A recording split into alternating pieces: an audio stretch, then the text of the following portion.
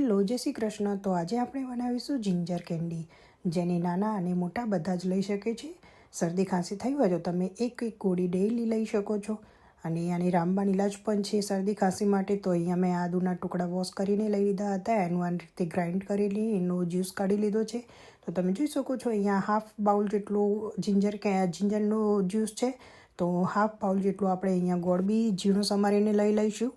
હવે એક પેનની અંદર આપણે જ્યુસ અને ગોળ બંને મિક્સ કરીને સતત એને હલાવતા રહીશું.